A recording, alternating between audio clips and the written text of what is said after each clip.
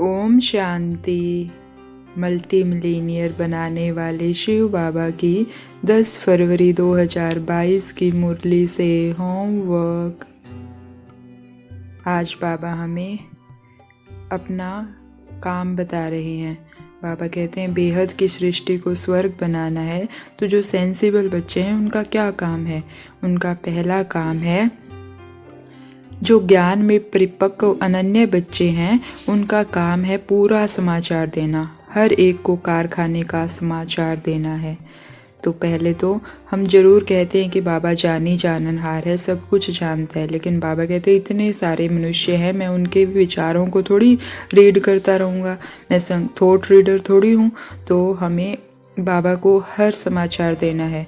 इस कारखाने में, इस शरीर रूपी कारखाने से मैं आत्मा क्या बना रही हूँ, कैसे कर्म कर रही हूँ, ये समाचार हमें बाबा को देना है। दूसरा, मन रूपी फैक्ट्री में क्या संकल्प बन रहे हैं, क्या संकल्प निकल रहे हैं, ये समाचार हमें बाबा को देना है। तो हमें ये हर घंटे करना है या हर कर्म के बाद। हम कर्म करने के लिए बाबा का आह्वान करें कि बाबा आओ ये कर्म कराओ। उसके बाद कर्म करने के बाद बाबा का शुक्रिया करें कि शुक्रिया बाबा आपने ये कर्म कराया, और उस कर्म को करते समय मेरे संकल्प कैसे रहे, मेरी भावनाएं कैसी रही और कर्म कैसे किया, तो वो सब समाचार हमें बाबा को देना है। अगर हमने किसी का दिल दुखाया वो बाबा को बताना है। अगर हमने अच्छे काम भी बताने हैं तो बुरे, मतलब इसे एक हमारे नियम बना लेना है कि मुझे हर काम करते हुए बाबा को समाचार देना है।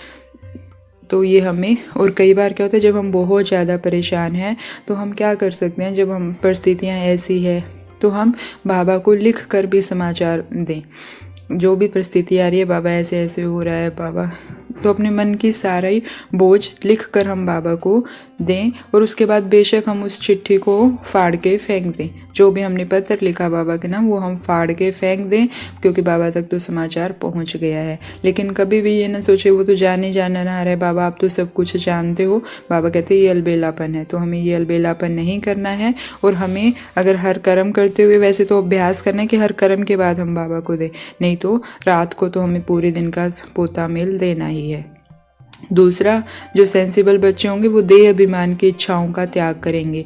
ये चाहिए, ऐसे कपड़े चाहिए, ऐसा घर चाहिए, ऐसी गाड़ी चाहिए, ये सब देह अभिमान की इच्छाओं का त्याग। तीसरा, उनकी भी बाबा के समान बेहद की दृष्टि रहेगी कि सबको बाबा का परिचय दो। तो हमें ये तीनों बातें धारण करनी है। अगर हम वाचा से किसी को बाबा का परिचय नहीं दे सकते तो अपने कर्मों से दे सकते हैं। हमारे कर्मों से बाप देखे, हम ऐसे शांति से, प्रेम से, आनंद से कर्म करें कि आत्माएं देखकर बोले कि इसे क्या मिला है जो ये परेशानी नहीं दिखती, कभी ये दुखी नहीं नजर आती, हमेशा शांत रहती है। तो हम अपने कर्मों से, मनसा से, तो हम ग्लोब के ऊपर बैठ के विश्व की सभी आत्माओं को बाबा से मिलवाएं, ये उनका हक है, और हम उनको वो हक दिलवाने में मदद करें।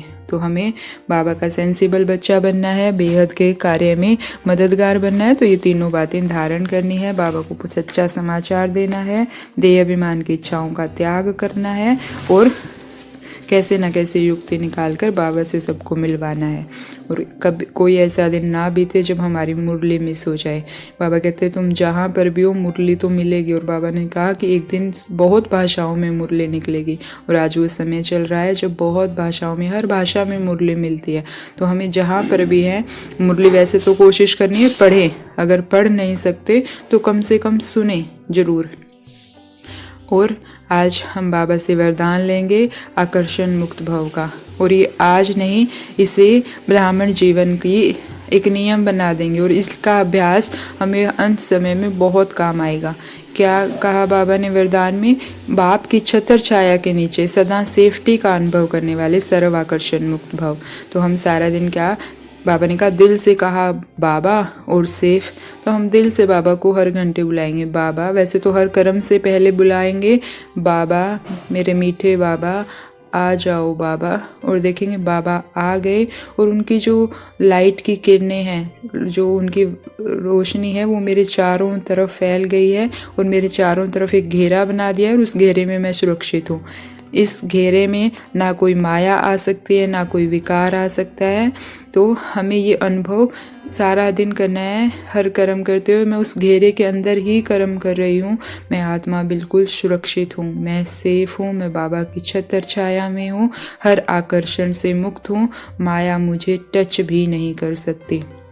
तो हमें हर घंटे मतलब जितना ज़्यादा से ज़्यादा हम ये अभ्यास करेंगे उतना ही हम अपने को आपको सुरक्षित महसूस करेंगे, निर्भय हो जाएंगे, माया अपने आप भागती जाएगी। तो हमें सदा बाबा की छत्र छाया में रहना है और एक सम्मान की तरह लेना है, मैं बाबा की छत्र छाया में रहने वाली आत्मा हूँ, मैं माया के प्रभाव से मुक्त आत्मा हूँ, मैं आकर्षण मुक्त आत्मा हूँ और मैं स्वराज्य अधिकारी आत्मा हूँ।